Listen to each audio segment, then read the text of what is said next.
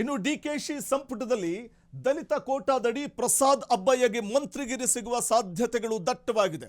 ಕಿತ್ತೂರು ಕರ್ನಾಟಕ ಭಾಗದ ಪ್ರಭಾವಿ ದಲಿತ ನಾಯಕನಿಗೆ ಹೈಕಮಾಂಡ್ ಮನ್ನಣೆಯನ್ನ ನೀಡುವ ಸಾಧ್ಯತೆಗಳಿದೆ.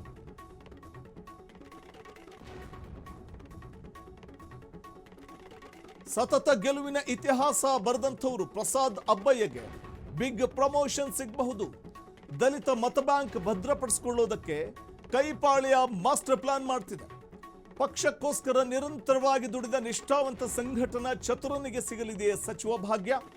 ಡಿಕೆಶಿ ಆಪ್ತ ವಲಯದಲ್ಲಿ ಸದ್ದಿಲ್ಲದೆ ಓಡಾಡ್ತಾ ಇದೆ ಅಬ್ಬಯ್ಯ ಹೆಸರು. ಡಿಕೆಶಿ ಸಂಪುಟದಲ್ಲಿ ನೋಡಿ, ಕಿತ್ತೂರು ಕರ್ನಾಟಕ ಭಾಗದ ಪ್ರಭಾವಿ ದಲಿತ ನಾಯಕನಿಗೆ ಹೈಕಮಾಂಡ್ ಮನ್ನಣೆ ಕೊಡೋ ಸಾಧ್ಯತೆ ಇದೆ. ಸತತ ಗೆಲುವಿನ ಇತಿಹಾಸವನ್ನು ಪ್ರಸಾದ್ ಅಬ್ಬಯ್ಯ ಬರೆದಿದ್ದು ಅವರಿಗೆ ಬಿಗ್ ಪ್ರಮೋಷನ್ ಸಿಗಬಹುದು, ಕ್ಯಾಬಿನೆಟ್ನಲ್ಲಿ ಅವಕಾಶ ಸಿಗಬಹುದು.